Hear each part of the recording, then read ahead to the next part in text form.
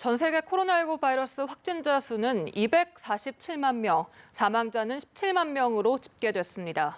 코로나19로 인해 전 세계 사람들의 일상에도 많은 변화가 일어났는데요. 오늘은 황정윤 기자와 변화된 생활상을 알아보겠습니다. 어서 오십시오. 네, 오늘은 평소와 다르게 순서를 달리해서 가보겠습니다. 가장 먼저 발원한 나라이자 또 가장 먼저 종식 수순을 밟고 있는 나라 중국부터 살펴보도록 할 텐데요.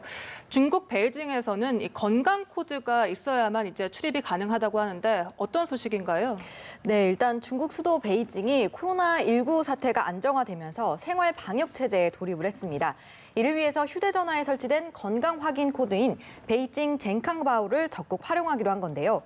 이 코드에 접속을 하면 코로나19와 관련해 본인의 과거 이동 기록 등을 취합해서 정상 여부를 알려주게 됩니다. 정상으로 표시가 되면 빌딩이나 슈퍼, 또 관광지 등을 편하게 출입할 수 있도록 한 건데요. 또 아파트 내부에 출입해서 영업할 때에도 이 코드가 있으면 별도의 건강증명서를 제출하지 않아도 된다고 합니다. 그간 다른 지역에서 베이징에 들어오면 무조건 2주간 자가격리를 해야 했지만 이제는 텐진이나 허베이 등 수도권에서 들어오는 경우 이 코드에 정상으로 나오면 규제 없이 생활도 가능해집니다. 앞서 우한 봉쇄가 풀릴 당시에도 우한 밖으로 나가려면 스마트폰 앱에서 건강 코드가 녹색이어야 가능하기도 했고요. 주요 관광지에서도 건강 코드가 녹색이어야 입장이 가능한 상황입니다. 예, 그렇군요. 이런 모습이 최근 확진자가 급증하고 있는 러시아에서도 관찰이 되고 있죠. 네, 그렇습니다. 이 모스크바의 한 지하철역 앞에서 경찰관이 한 시민의 휴대폰을 들여다보고 있는 장면 아마 이제 잠시 뒤에 나올 건데요. 예. 네. 바로 QR코드를 확인하는 겁니다. 해당 시민의 이야기를 한번 들어보겠습니다.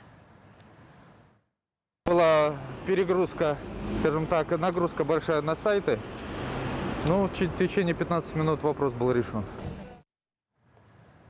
네, 앞서 모스크바시는 코로나19 확산 방지를 위한 자가격리 조치를 관리하기 위해서 이 QR코드를 발급하는 제도를 도입하기로 했던 겁니다.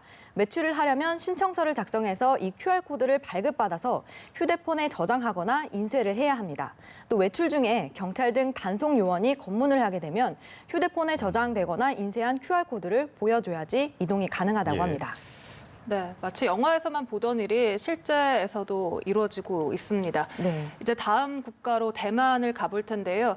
우리나라가 공적 마스크 제도를 도입할 때 이 대만을 참고하기도 했습니다. 이 마스크 제도에 있어서 대만이 새로운 제도를 개발했다고 하는데 무슨 내용입니까? 네, 역시 화면을 통해서 설명을 드리도록 하겠습니다.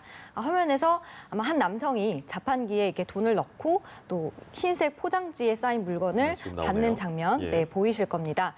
바로 마스크 자판기인데요. 타이페이시 보건소에 마스크 자판기가 등장을 한 겁니다.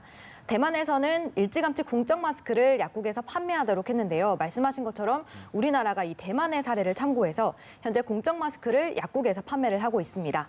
그런데 대만에서 이에 더해서 마스크 자판기를 만들어 약사들의 업무 부담을 줄여주고 있는 겁니다.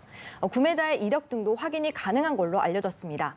더욱이 사람 간 접촉을 줄여서 감염 위험도를 낮출 수 있을 걸로 기대되고 있는데요. 시간도 절약할 수 있다고 합니다. 1분 이내에 두 사람이 마스크를 구매할 수 있도록 설계가 됐는데 자판기가 설치된 후에 이틀 만에 2,500개의 마스크가 팔린 것으로 집계가 됐습니다. 실제 이용 후기 들어보시겠습니다. 跟他诊所在排队，只要你时间真的到的时候，你插个卡，很方便就可以领取了。 네, 앞으로 대만에서 마스크 자판기 설치는 더욱 확대가 돼서 교통센터나 병원 등에서도 설치할 방침인 것으로 알려졌습니다. 네, 굉장히 편리해 보이긴 합니다. 코로나19가 우리 삶에 여러 가지 변화를 가져왔죠. 그중에서도 출산의 모습에도 변화를 가져왔다고 하는데 어떤 얘기입니까? 네, 이탈리아 라팔로 마을 출신의 부부 이야기를 들려드리겠습니다. 이탈리아에 코로나19가 확산을 하면서 에마누엘라는 홀로 출산을 해야 했는데요. 병원에 남편 등 보호자 동반할 수 없도록 조치가 방침이 내려지면서 홀로 예. 출산을 하게 된 겁니다. 출산 예정일을 앞둔 산모는 당연히 불안할 수밖에 없었을 텐데요. 가장 큰 걱정은 출산 중에 문제가 생겨도 이를 혼자 감당해야 했다는 것이었다고 합니다. 다행히 산모는 건강한 셋째 아이를 출산을 했는데 남편은 영상을 통해서 아이를 볼 수 있었습니다. 두 부부의 실제 통화 장면 보시겠습니다. Ma pensate, ecco, ti giuro, Guarda, non essere lì. Ettore, Arianna, Come stai? Sto bene. Ciao. Ecco, i tempi del coronavirus, una famiglia quando nasce la sorellina, Andrea, vedi cosa deve fare. E mi vengono, cioè...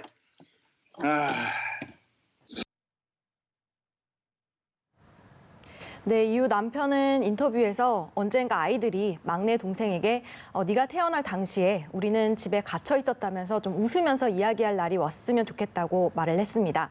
또 할아버지가 된 본인도 맞장구를 치면서 그런 시절이 있었다라고 웃게 되길 바란다고 전했습니다.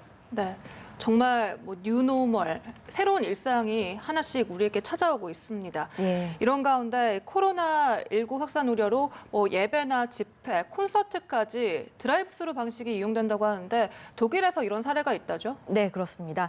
먼저 독일 쾰른 지역의 공연 모습을 보시겠습니다. 금요일 저녁이었는데요. 지역 밴드 브링스의 콘서트가 열렸는데 사회적 거리를 준수하기 위해서 관람객들은 모두 차에 탄 채 공연을 즐기고 있습니다. 차에는 최대 2명의 어른과 1명의 어린이가 탈 수 있도록 조치를 했고 또 혹시 모를 사태에 대비해서 안전요원들이 지속적으로 체크하는 모습도 눈에 띕니다. 밴드의 연주 장면은 큰 화면으로도 중계가 됐고요. 음악은 차 안의 라디오로도 들을 수 있도록 했습니다. 예. 이렇게 모아진 공연 수익금은 쾰른 대학병원 직원들에게 기부될 예정이라고 합니다. 또 한편 브라질에서는 봉쇄 조치를 풀길 원하는 시민 수백 명이 트럭과 오토바이를 동원한 시위에 나서기도 했고요. 또 우리나라에서는 승차 예배 방식이 선보여지기도 했습니다. 또 이 밖에도 전 세계적으로 변화된 일상은 많았는데요. 마스크 착용이 일반화됐고 또 재택근무와 휴교령으로 온라인 교류가 증가하기도 했습니다. 이렇게 좁게는 개인 위생 관리부터 넓게는 세계 경제, 또 식량 문제 등에도 큰 타격을 주고 있기도 합니다. 네, 이렇게 전해주신 것처럼 전 세계가 여러 가지 자구책들을 마련해서 시행하고 있는데 다소 느긋한 정책을 폈었죠. 스웨덴의 비판의 목소리가 커지고 있다고요? 네, 그렇습니다. 이 스웨덴에서 집단 면역 전략을 추진 중이라는 이야기는 한번 전해드린 바 있습니다. 이 스웨덴은 대규모 폐쇄나 격리 조치보다는 건강한 사람들 사이에서 바이러스가 최대한 느리게 퍼지도록 해서 대다수가 면역을 갖게 하는 방법을 택하고 있는데요. 이 때문에 학교나 식당, 또 공공장소를 폐쇄하지 않았고 마스크 등 보호장비 착용에 대해서도 별다른 권고가 없는 걸로 전해졌습니다. 하지만 바이러스는 계속 확산하고 있고 특히 고령자 비율이 높은 것으로 드러나자 예. 노인 희생을 전제로 한 전략이 아니냐라는 비판이 나온 겁니다. 블룸버그 통신에 따르면 이런 대응책을 설계한 걸로 알려진 이 감염병 학자는 전반적인 전략이 실패한 건 아니다. 다만 요양원에 사는 노인들을 보호하는 데 실패한 것이라고 항변하기도 했는데요. 이 스웨덴 정부는 어떻게 생각을 하고 있는지 직접 들어보시겠습니다. The approach in Sweden and in other countries is not very big. It's mainly the tone that we deal with the thing to do that, and that we're trying to explain to the population why this should be. 네, 이제 마지막으로 코로나19 집계 현황 알아보겠습니다. 누적 확진자 수 어떻게 집계되고 있습니까? 네, 오늘 전 세계 누적 확진자 수는 247만여 명, 사망자는 17만여 명 수준입니다. 역시 미국이 79만 명으로 가장 많고 스페인이 20만 명을 넘어서는 등 유럽 내 확진자 수가 112만 명에 달하고 있습니다. 터키가 9만 명을 넘어섰고요. 이란과 중국, 러시아, 브라질 순으로 집계됐습니다. 사망자는 미국이 4만 2천 명, 이탈리아 2만 4천 명 등으로 유럽에서만 10만 4천 명으로 집계가 됐습니다. 사망자 통계에서는 벨기에의 상황이 좀 심각한데요. 사망자가 5,800명으로 6번째로 많았고요. 이란이 5,200명으로 그 다음 순서였습니다. 예, 알겠습니다. 오늘도 황정연 기자였습니다. 고맙습니다. 고맙습니다.